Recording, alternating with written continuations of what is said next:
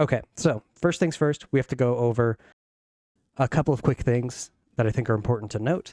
We're going to be using the privacy visualizer tool that I created last year.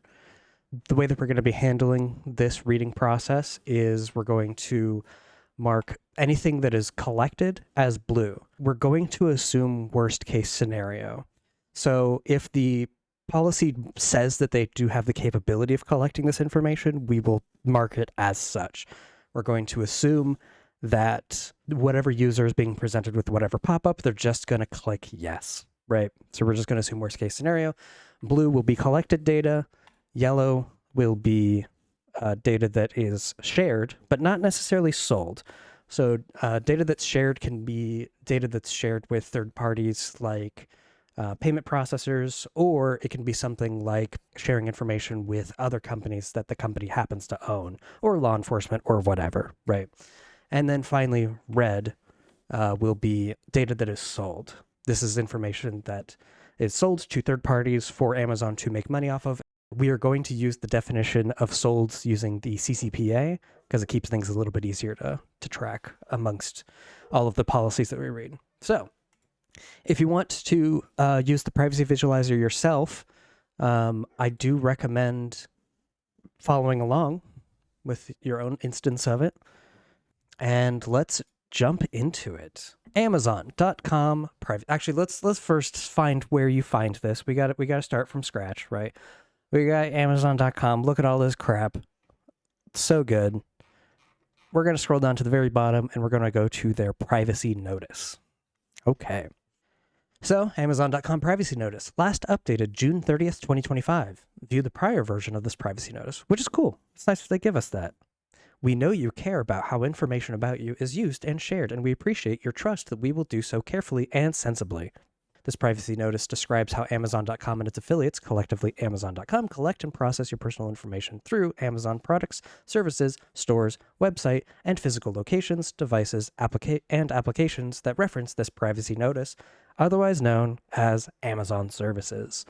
By using Amazon services, you are consenting to the practices described in this privacy policy. Please read our additional state-specific privacy disclosures and our consumer health data privacy disclosure for additional information about the processing of your personal data and your rights under applicable U.S. state and data privacy laws. We will be looking at these a little bit later. And then they actually break it down into little URLs here, which is cool. I'm not going to read through all of them because we're going to read through all of them right now. Okay. What personal information about customers does Amazon collect? We collect your personal information in order to provide and continually improve our products and services. Here are the types of information we collect. Okay, so we're already going to need to pull up our good old-fashioned privacy visualizer, which I have a fake version of here. Information you give us. We receive and store information you provide in relation to Amazon services. You can choose not to provide certain information, but then you might not be able to take advantage of many of our Amazon services. Automatic information. We automatically collect certain types of information about your use of Amazon services, including information about your interactions with products, content, and services available through Amazon services. You know what that sounds like to me? Usage data. So you can go ahead and mark that if you're following along on the Privacy Visualizer website. Like many websites, we use cookies and other unique identifiers. So we're going to mark down identifiers and browsing history for cookies. And we obtain certain types of information when your web browser or device accesses Amazon services and other content served by or on behalf of Amazon or other websites. I'm going to call that identifier still. It's identifying like device information and stuff like that. Our physical stores may use cameras. Okay, we got an other right off the bat. Computer vision, sensors, and other technology to gather information about your activity in the store, such as products and services you interact with. Wild, isn't that? We'll get more in depth as to what companies Amazon owns, but a great example of this would be Whole Foods, because Amazon owns them. Information from other sources. We might receive information about you from other sources, such as updated delivery address information from our carriers, which we use to correct our records and deliver your next purchase more easily. Well, address sounds like both contact info and location. For what purposes does Amazon use your personal information? We use your personal information to operate, provide, develop, and improve the products and services that we offer to our customers. These purposes include purchase and delivery of our products and services. We use your personal information to take and handle orders, deliver products and services, process payments. Okay, so right here we're getting a hint of something else. They use your personal information to process payments, right? Which means that they do collect payment information, right? A little bit weird that it wasn't in this section. Again, this is going to be one of those weird things where Amazon uses strange language to make it look better than it really is. Okay, so process payments and communicate you through your orders, about orders, products and services, and promotional offers. I don't think that that necessarily leads into anything else, but the processing payments absolutely does give insight into payment information. Provide, troubleshoot, and improve Amazon services. We use your personal information to provide functionality, analyze performance, fix errors, and improve the usability and effectiveness of the Amazon services. Again, this infers that they use data where they're using it for diagnostic purposes, which means that they collect diagnostics data, which is another thing that we can mark on the privacy visualizer. Recommendations and personalizations. We use your personal information to recommend features, products, and services that might be of interest to you. Identify your preferences and personalize your experience with Amazon services. This feels more in line with stuff we already marked, like identifiers and usage data. So we're going to mark that as good. Provide voice, image, and camera services. When you use our voice, image, and camera services, we use your voice input, images, videos, and other personal information to respond to your requests. So user content, we will go ahead and mark. And yeah, so user content specifically describes photos and audio recordings being uploaded to their services. So we're going to count that for sure. Provide the requested services to you and improve our services. You can read more about this in Amazon advertises and your privacy. Comply with legal obligations. In certain cases, we collect and use your personal information to comply with the law. For instance, we collect from sellers information regarding place of establishment and bank account information for identity verification and other purposes. That makes sense. And again, that is in line with the payment information. Communicate with you. We use your personal information to communicate with you in relation to Amazon services via different channels, for example, by phone, email, and chat. Advertising. We use your personal information to display interest-based ads for features, products, and services that might be of interest to you. We do not use information that personally identifies you to display interest-based ads. To learn more, please read our interest-based ads notice. And then fraud, prevention, and credit risks. We use personal information to prevent and detect fraud and abuse in order to protect the security of our customers, Amazon, and others. We may use scoring methods to assess and manage credit risks, which I think is fascinating language, because it's not a credit score. It's just interesting that they have their own little internal scoring thing. What about cookies and other identifiers? To enable our systems to recognize your browser or device and to provide and improve Amazon services, we use cookies and other identifiers. We already have identifiers marked and browsing history, so we're good there. For more information about how we use them, please read our cookie notice. Does Amazon share your personal information? Information about our customers is an important part of our business, and we are not in the business of selling our customers' personal information to others. I really want you to absorb that information for a moment. We are not in the business of selling our customers' personal information to others. Okay, everybody got that?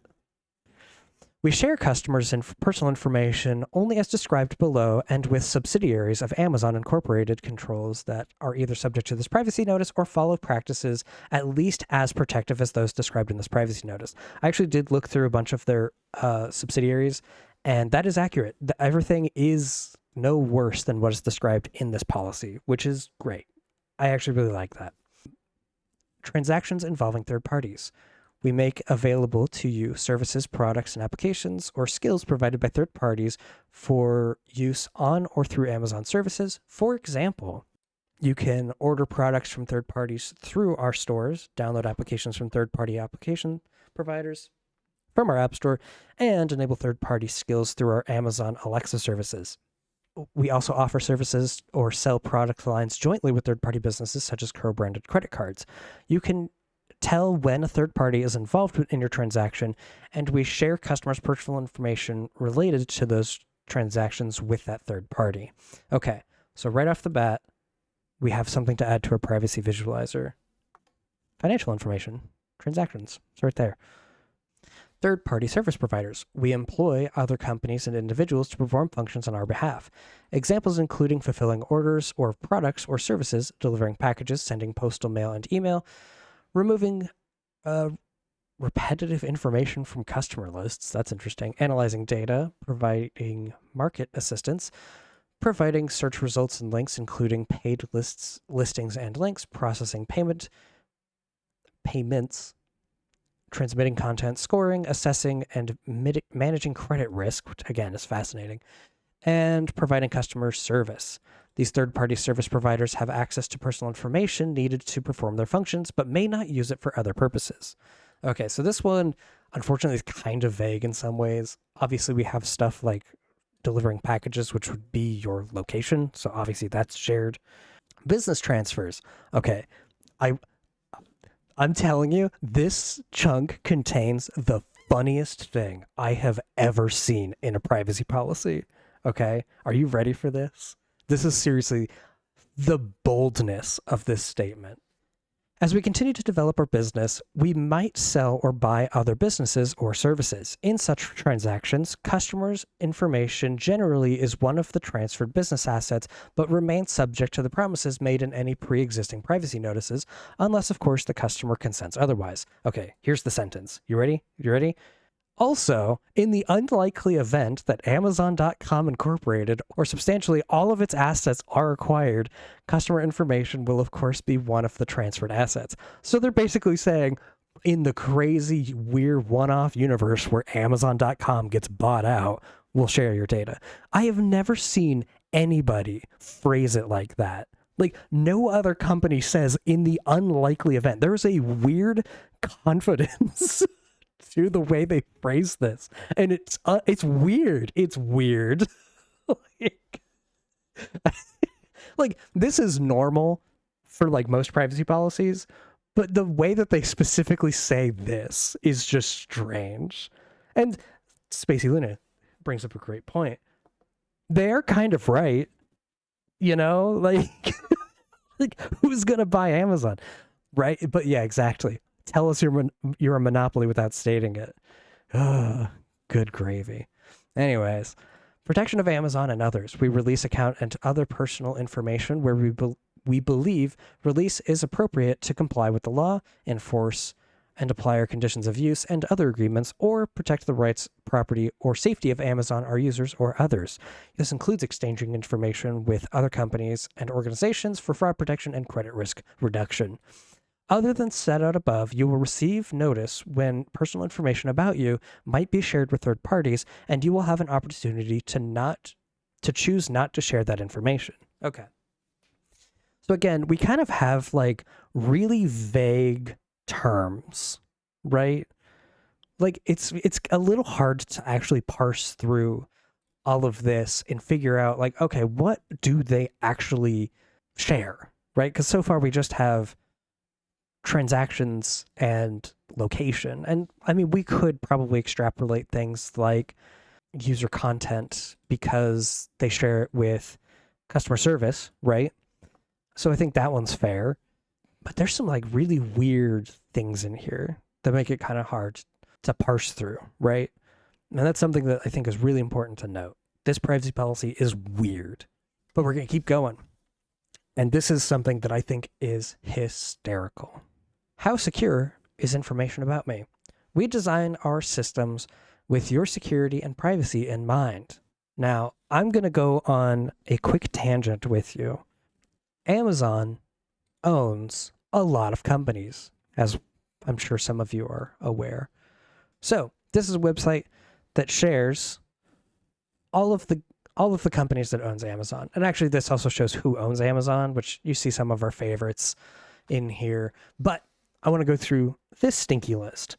They own Whole Foods, Zappos, Twitch, MGM, Ring, PillPack, One Medical, iRobot, Zoox, Audible, Goodreads, IMDb, Eero, and I don't even know some of these words, right? But like, look how ridiculous this list is. It keeps going, right? Now, I've gone ahead and done the... Look, it keeps going. Do you see this? Do you see this absurdity? They own IMDb. Yeah, I didn't know that until I read this. Okay, so we're finally at the bottom of this stupid list. Okay, if you haven't seen this really old video that I made, I'm going to be sharing a clip from it right now because I think it's relevant to the conversation we're having here. This is a fun video I made, The Inevitable Fate of Your Personal Data. This is an older video, so keep in mind, visuals are a little bit older. But all of the research I'm still very proud of. I spent a lot of time looking into this. We're going to be looking into, with this particular clip, Ring specifically. Okay? Again, it's a company that Amazon owns. Ring, the Amazon-owned home security company we discussed a little while ago, has some insight as to what could happen if these policies aren't in place. We're going to jump back in time to 2017. Remember for a moment that Ring used to advertise heavily that these products were great for protecting the inside of your home as well as the outside. During the same period of time, Ring gave unlimited and unrestricted access to all employees and contractors to access all customer cameras without their consent or knowledge. In 2017, a male employee had been viewing thousands of videos from over 81 different women. Now, before I see any victim-blaming comments about, well, duh, they shouldn't have put cameras in their homes, Ring was actively advertising that these were safe, even encouraged to be used indoors. In fact, they continued to advertise this way even after that employee was fired. By the way, the FTC report that this all came out in earlier this year states that he was fired as the result of a female coworker trying to report him to a supervisor. The supervisor had dismissed the concerns at first, stating that it's normal for an engineer to look at so many accounts. It was only after the supervisor had noticed that he was only looking at videos of pretty girls that he properly reported the misconduct and fired the employee. After this report, Ring had attempted to lock things down more, but they didn't do enough, as several additional instances occurred afterwards. For anything before 2019, Ring has no idea how many of these events occurred. By the way, Ring still actively advertises these cameras are great for indoor use, and while they may have improved their internal practices, there is still a risk of these tools. A data breach with Ring could cause horrible consequences to its customers. And we're going to actually talk about that data breach right here. Because guess what? They did have a data breach. Of course they did. Because that's how the internet works. Data breaches are inevitable. So we're going to watch this part too. Speaking of irresponsible data handling, let's check in and see how that data breach from our friends at Ring impacted its customers. Heads up, this gets kinda dark. After Amazon, the parent company of Ring, had denied that this was a direct data breach and it wouldn't impact its customers, hackers had started logging into Ring cameras all across the country using information that came out of that breach. Someone had even made a tool that would allow someone to quickly check to see if the login would work and move on to the next system if it didn't. This tool was even used on a podcast where they would log into random Ring systems and harass the people on the other end. That's what's so hard to hear about this. These are just people like you and me that are impacted by this kind of thing. They had no idea this was a possibility when purchasing this product. While researching this, I found a related article from Action News 5, a news station based out of Memphis, Tennessee. In this, a mother, Ashley LeMay, said, "I did a lot of research on these before I got them. You know, I felt like it was really safe." She discussed it with some of her friends, and they had showcased how they used the Ring system as a baby monitor, something that was, and still is, implied by Ring in its advertising. As a nurse who worked nights, she thought that this would be a really helpful and safe way to keep an eye on her child, and interact with her if she needed to. Several days after installing the system, they were impacted by this data breach. A man had logged into the camera that was watching the daughter and began to terrorize her, telling her to destroy things while blaring music. Ashley had recounted that they could have watched them sleeping, changing. They could have seen all kinds of things. This is not the result of those creepy employees that were spying on women. This is the result of a data breach. Hey, Editing Anthony here. While editing this, I stumbled across some additional context to this story that I thought was important to add. Ring responded to the incident and stated that this was not the result of a data breach, and that she didn't have multi-factor authentication enabled, which would have prevented the event. I bring this up not to do what Ring did and put blame on this poor mother, but instead I bring this up to showcase how companies like Ring twist their terrible events back on their customers. Let me pose a question. Why does Ring not require these higher security settings to use their systems? If they know that the event could have been avoided with the better settings, why weren't those settings required? Additionally, consider how someone logged into the camera systems. Ring said that she had reused login information, so it isn't a data breach. From the definitions we looked at earlier, this is a data breach, because someone accessed this system without knowledge or consent. The login details had been used on another service, meaning she was also a victim of a data breach for whatever that service might have been. Ring twisted this situation in such a way that the mother was afraid that it was someone she knew that had logged in. But that's not how this works. She just won the unlucky lottery. She seemed to blame herself for using the tools that Ring provided as they were advertised because they convinced her that she was just using it wrong. I mentioned at the beginning of this video that I'd be very clear if I think a company is terrible, and Ring takes the cake by far. I don't love the idea of these cloud cameras in general, but if I had to pick a number one company to avoid, it's Ring. They are genuinely an awful and slimy company. Anyways, back to the video. This is just one example of how data breaches impact innocent people who have little to no idea that these things are even possible. Yeah, can you tell that I recorded that editing Anthony bit at 5 a.m.? This is, to CJ's point, all Amazon companies are like this. Well, you are correct, because Amazon also owns Roomba, right? And it ended up taking photos of a person while they were using, a young woman specifically, while she was using the bathroom. And it was uploaded to the internet because they were using AI tools. So data breach, classic. So we got Roomba on that list. Also, Roomba's also scanned like all of your house and use that information and share that information with Amazon. Super fun. Love this. I will have all of these articles, by the way, linked in the blog post that's a parallel to this stream. We also have Whole Foods. Whoa. Whole Foods had a cyber attack and it messed up a bunch of stuff. So Whole Foods, eligible for data breaches. Here we have another company that Amazon owns, Zappos. Now this is a little bit older of a data breach, to be fair. This was back in 2012, but they had 24 million customers exposed in this data breach, which was brutal. Then we have Twitch, who just a couple days ago experienced a data breach where over 125 gigs of data and source code were breached due to a server misconfiguration. Twitch also famously had a data breach a few years ago where everybody got to see how much money Twitch streamers make, which was a whole thing. That was the very, very big issue. And again, that's private personal information, right? So yeah, Twitch once again did have a data breach. I don't know the extent of that one, to be completely fair, but that was only 3 days ago. MGM had a data breach, and they actually had a settlement this year where everybody, I'm sure, will be getting a $7 check in the mail if they were impacted by this. But this one impacted a bunch of people. Well, I saw it in here somewhere. 37 million people for this one. Another one that Amazon owns, PillPack. 19,000 customers had a data breach just a few years ago. Customer accounts, which included HIPAA information. But yeah, it contained things like names, phone numbers, email addresses, and prescription information. Big deal. Another company, medical company that they own, had social security numbers leaked back in 2022. Again, this is an Amazon-owned company. And this is not technically a data breach. I thought it was interesting. A lawsuit about privacy practices that were dismissed because it was technically within the privacy policy. People were saying that Audible was using tracking pixels on their website, which was being used to track browsing history, listening, and other information with Meta for targeted advertising.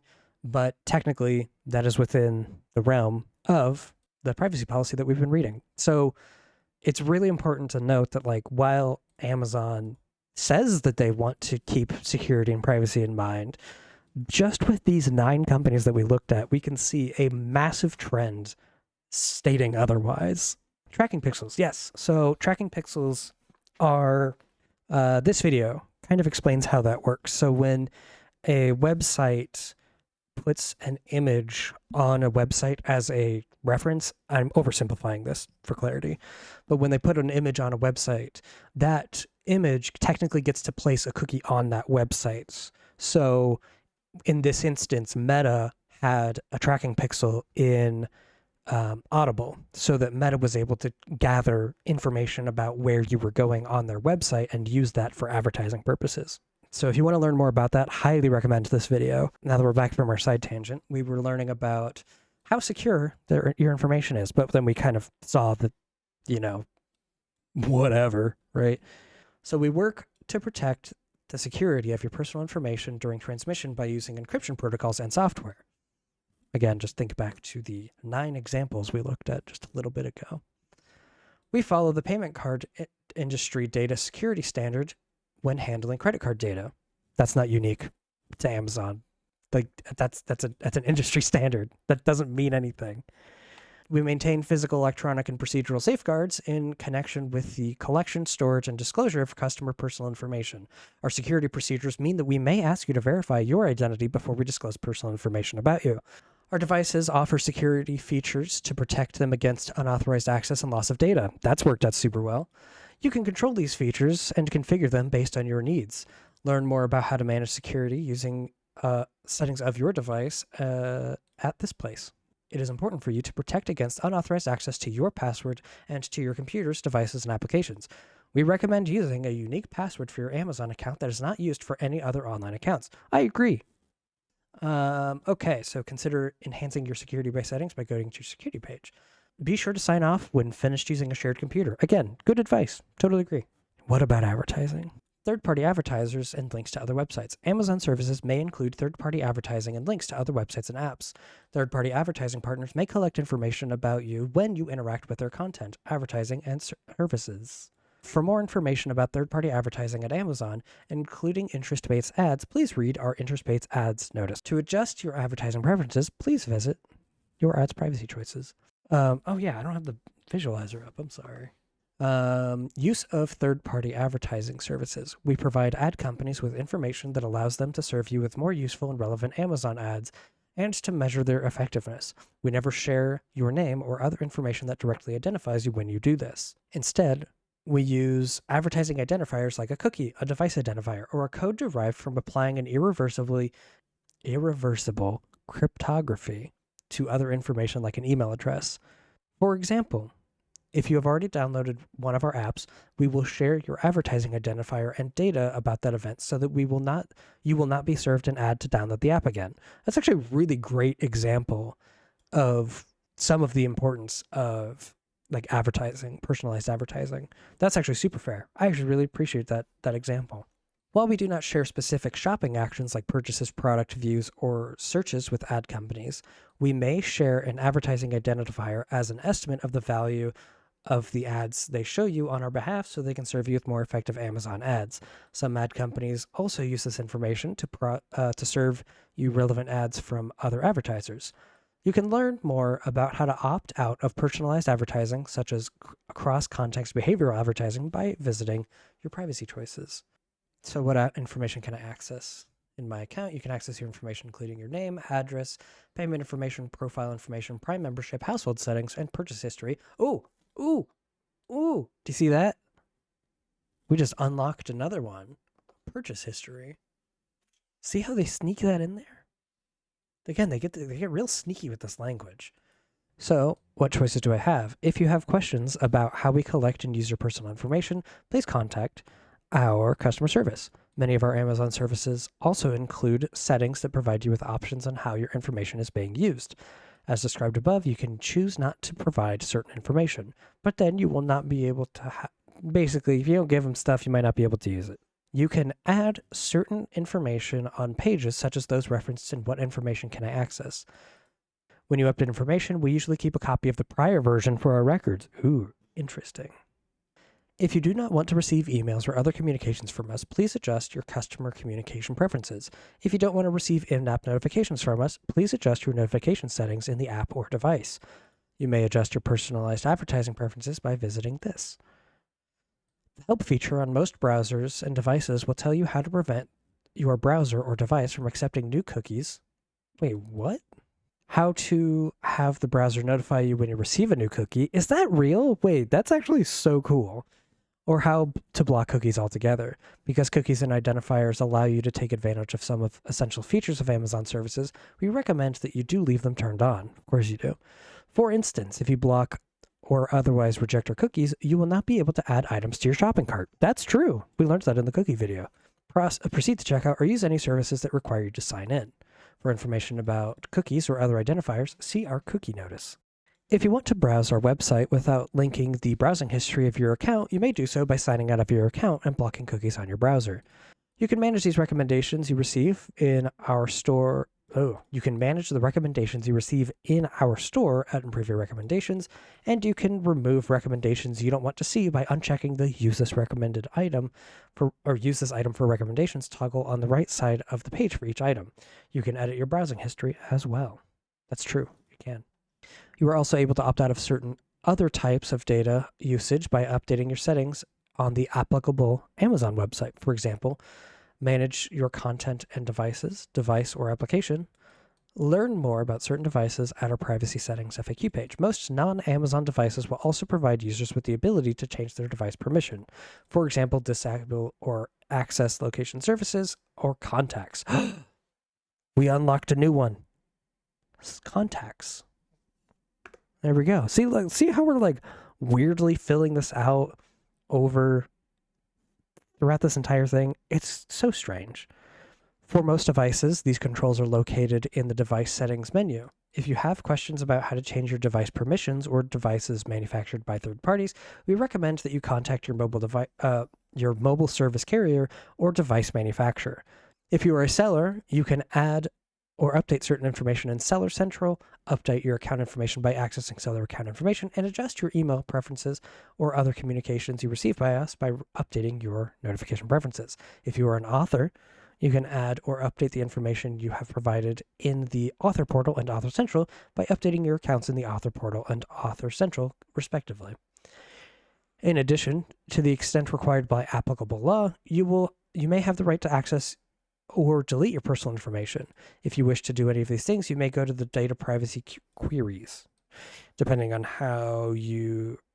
your data choices, certain services may be limited or unavailable. Children are allowed to use Amazon services.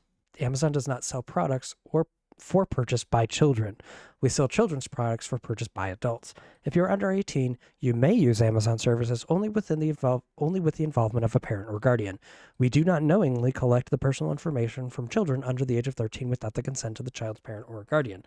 For more information, please see our Children's Privacy Disclosure. And then EU-US Data Privacy Framework, UK extension, and Swiss-US Data Privacy Framework. Amazon Incorporated participates in the EU-US Privacy Framework. I don't know what that is. I'm going to look into that. The UK extension about the EU-US, good gravy, Data Privacy Framework, and the Swiss-US Data Privacy Framework. Learn more about the EU. I will learn more about that. That just sounds plain interesting. Conditions of use, notices, and revisions. If you choose to use Amazon services, your use and any dispute over privacy is subject to this notice under conditions of use, including limitations on damages, resolutions of disputes, and application of the law in the state of Washington. If you have any concern about privacy at Amazon, please contact us with a thorough description, and we will try to resolve it.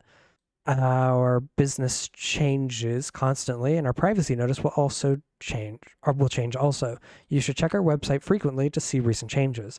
Unless otherwise stated, our current privacy notice applies to all information that we have about you and your account. We stand behind the promises we make. However, we will never materially change our policies and practices to make them less protective of customer information collected in the past without the consent of affected customers. Interesting. So they have a little bit more there. And here we go. So at the very beginning of this, which if you've been around for this long, thank you. We can now actually start to fill out the rest of this grid because now we're getting actual examples of information that they collect. So we're going to fill out the rest of this big stinky grid here because search or shop for products or services in our store. So look, search. Search history. When you add or remove items from your cart, place an order through Amazon.com services. Again, that's just purchases. Download, stream, or view content on a device through a service or application. That just sounds like usage data to me. Nothing crazy there. Provide information in your account. And you might have more than one if you have used more than one email address or mobile number when shopping with us. Sorry, my mouth is terrible. When you talk to or otherwise interact with our Alexa voice service. So we already do have user content there, so we're good there. Upload your contacts. We just got that one filled out, so that's fun. Configure your settings on, provide data, access permissions for, or interact with an Amazon device or service. Again, that's just usage data, if you ask me. Provide information in your seller account, Kindle Direct Publishing account, developer account, or any other account where we may available, or any other account we make available that allows you to develop or offer software, goods, or services to Amazon customers. Offer your products or services on or through Amazon services. Communicate with us by phone, email, or otherwise. Again, that's going to be user content in the terms that we've set up. Complete a questionnaire, a support ticket, or contest entry form. God, that's a whole thing. I'd love to look more into that. But that, again, kind of fits into other. Upload or stream images, videos, or other files to Prime Photos, Amazon Drive, or other Amazon services such as Twitch, which I don't list here, which makes sense. And again, nothing new necessarily to fill out there. User services with Prime Video, again, usage data. Compile playlists, wish lists, gift registries, makes sense. Participate in discussion boards of other community features, nothing crazy there. Provide and rate reviews, okay. Specify a special occasion or reminder, again, we'll categorize that as other. And then employ product availability alerts, such as available to order notifications. So here we have a little bit more specific information, identifying information such as your name, address, and phone numbers. We already have that under contact info. Payment information, we have that. Your age, sensitive information. Ayo, that's pretty good. We got another one filled out. Your location information, we got that. Your IP address, we got that. People, addresses, phone numbers listed in your address. We already got that. Email addresses, that's contact info, content of reviews and emails to us, that's user content, personal description and photograph in your profile. Again, that's kind of identifiers, kind of user content. Voice recordings, that's going to be user content. Images and videos collected or stored in connection with Amazon services, user content. Information and documents regarding identity, including social security and driver's license numbers. So technically, identifiers also kind of sensitive. Corporate and financial information, we got that. Credit history, we got that. And device logs and configurations, including Wi-Fi credentials, and if you choose to automatically synchronize them with other devices. Okay. Automatic information. Okay, here we go. This is some more fun stuff. IP addresses, the email, logins and passwords, the locations of your device or computer, content information such as current download streams, playback details, including the duration or number of streams and downloads, and network details for streaming and download quality, including information about your internet service provider. Interesting. Device metrics such as when a device is in use, application usage and connectivity data, and any errors or event failures. Again, that's going to be diagnostics and usage data. Amazon service metrics, for example, occurrences of technical errors, your interactions with services and featured content, your settings and preferences and backup information, location of your device running an application, which is, again, think about that. That's interesting. And then information about uploaded images and files, such as the file names, dates, times, and locations of your images. This is something we're going to be talking about in a future video early next year. But if you don't know about metadata, you're about to learn very soon. Version and time zone settings. Again, that's kind of location. Purchase and content use history, usage data and purchase history, which we use sometimes to aggregate with similar information from other customers who create features like top sellers. The full uniform resource locator, URL, clickstream to, through, and from our website, including the date and time, products, and content you viewed or searched for, search results, page response times, download errors, lengths of visits to certain pages, usage data, and page interaction information such as scrolling, clicks, and mouse overs.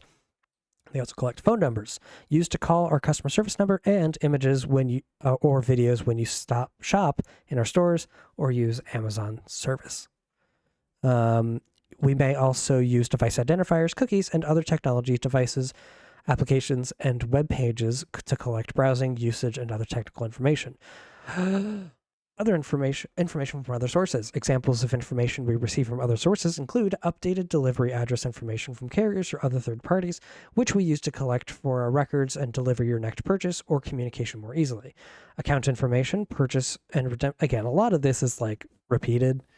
But like when they ship stuff through third parties, again, doing things like this makes sense.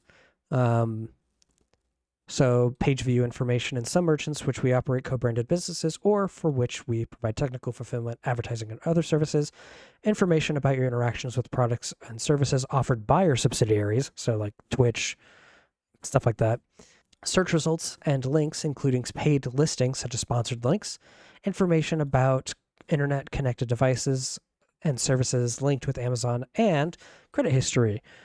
Information from credit bureaus, which we use to help prevent and detect fraud to certain credit or financial services to some customers. Information you can access. Status of recent orders, including subscriptions, your complete order history, personally identifiable information, including name, email, passwords, and address book, payment settings, including payment card information, promotional certificate, and gift card balances, and one-click settings, email notification settings, including product availability alerts, deliveries, special occasion reminders, and newsletters, recommendations of the products you recently viewed that are at the basis for recommendations, including recommendations for you and improve your recommendations, shopping lists, and gift registries, including wish lists and baby wedding registries, your content devices, services, and related settings and communications and personalized advertising preferences, content you recently viewed, voice recordings associated with your account, which is fascinating. Your profile, including product reviews, recommendations, reminders, and personal profile. If you are a seller, you can access your account and other information and adjust your communication preferences by updating your account in the Seller Central. If you're an author, you can access your account and other information and update your account on the Kindle Direct Publishing or Author Central as applicable. If you're a developer participating in our developer services program, you can access your account and other information and adjust your communication preferences by updating your accounts on the developer services portal. Okay, that's the main page, okay? So if we're looking at our grid, at our fun little grid, this doesn't look that bad, right? That was the main policy that most people will look at if they decide to read it. This doesn't look as bad as it could be, but we haven't looked at additional state-specific privacy disclosures. That's right. We have the CCPA version, which actually tells us what information they collect and share, more importantly. So we are going to kind of skim through this one just a little bit, just a teensy bit, because we've read a lot of the same stuff already. But the important information is going to be categories of personal information collected. The personal information that Amazon collects or has collected from consumers in the past 12 months prior to the effective date above, which is September 30th, fall into these categories based on the CCPA and other state privacy laws, depending on which Amazon service is used. Okay, so this is collected data. Again, this is blue. Identifiers such as your name, alias, address, phone numbers, IP address, your Amazon account login information, or government-issued identifiers such as social security number, which may be required for tax purposes if you are a seller, or an ID to provide identity verification, which in some cases may reflect citizenship, or immigration status, which is fascinating, and I would definitely consider that sensitive information. Personal information such as credit card number or other payment information. We already got that down. Information that may reveal age, gender identity, race, sexual orientation, or other protected classifications. For example, if you create a child profile, baby registry, or wedding registry, or if an author voluntarily self-identifies their racial or gender identity for cataloging purposes. Again, this is all sensitive information. Commercial information such as purchase and content streaming activity, usage data, and purchase history, internet or other electronic network activity, including content interaction information such as content download, streams, and playback details. Again, we've been through a lot of this already. the content of an email and text message, such as those that you send with Alexa, right? So if you use Alexa to send a text message on your behalf or an email on your behalf, they have the content of that information. Or that are processed through Alexa's VIP filter. I don't know what that is. Or information used to prevent and detect fraud or other unauthorized activity, including information informing customers if such an activity were to affect them. Biometric information that is used to identify you, such as your palm scan, if you choose to enroll in features that collect this information. I have no idea what thing they make that does this. That's fascinating to me, though. Geolocation data, such as the location of your device or computer, which in some cases may constitute precise location of geolocation. So again, precise geolocation is described as anything between the building that you're in to the actual physical location to your device. Crazy precise.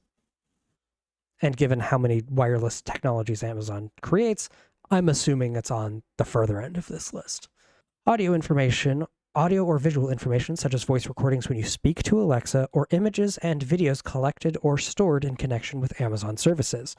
This one was new to me. Education information, such as information you provide through educational skills that you link to your account through Alexa. What? Professional information, for example, data that you may provide a business or a seller. Inference data, such as information about your purchase preferences, and health data. Here we go. We finally got there. Health data, such as if you provide an allergy information as part of your Alexa emergency assistant subscription, our consumer health data privacy disclosure, which they do not link here, notably, provides information about how consumer health data under certain state laws, which again, we will get to because that is a Washington thing. So that's all the information they collect. Everything. They collect everything. They literally collect every single category that we account for. Super cool. Love it.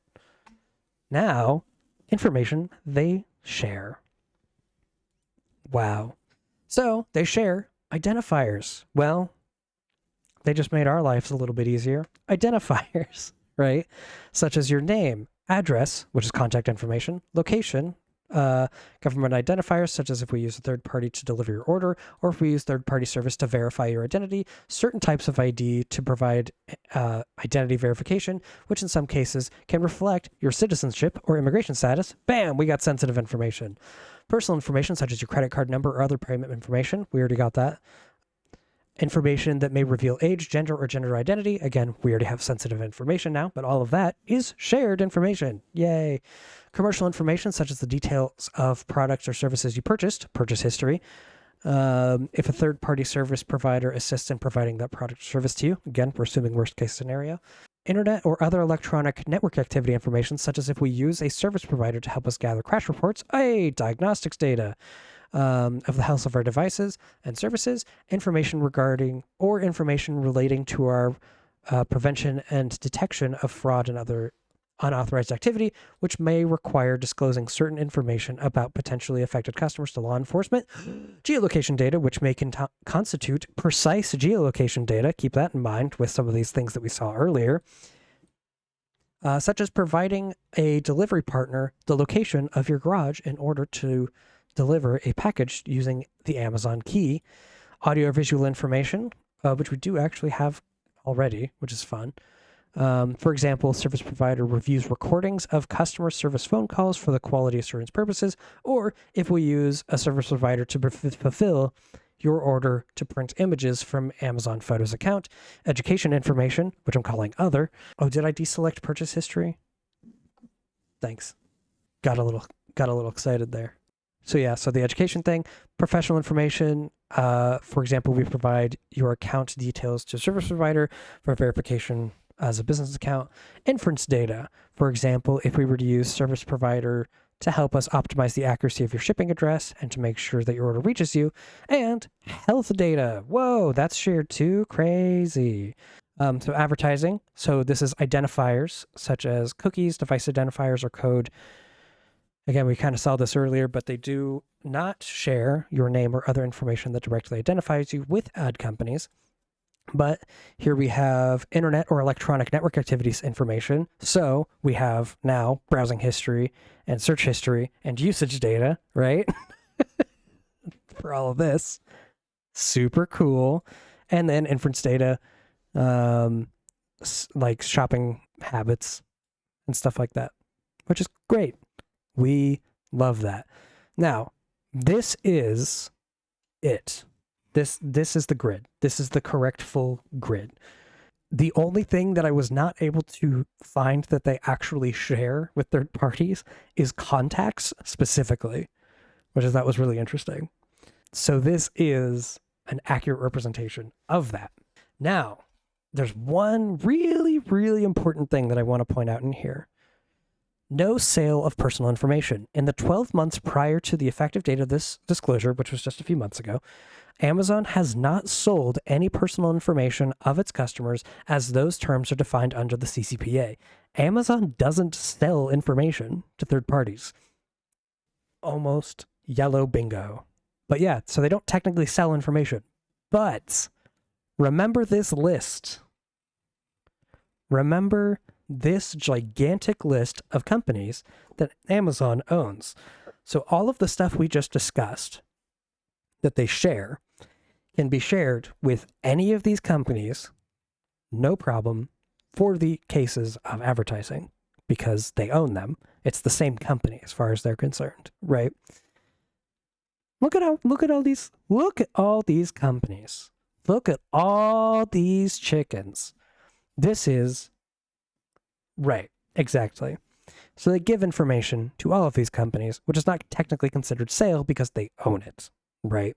I didn't know they owned this one. That one upset me. Made me sad.com. Again, absolutely behemoth list.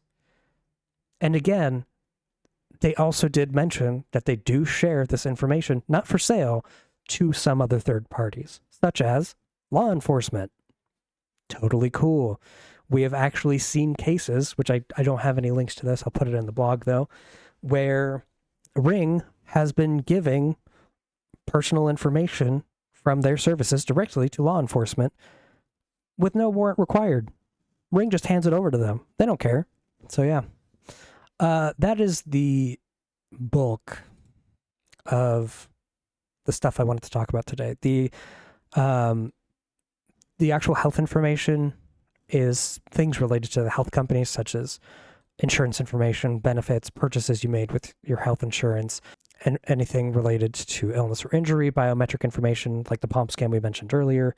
And I thought they had medications in here somewhere, but this one's a relatively short read. So if you want to join the Patreon, there will be a video, brand new video, 40-minute long video next week, Thursday.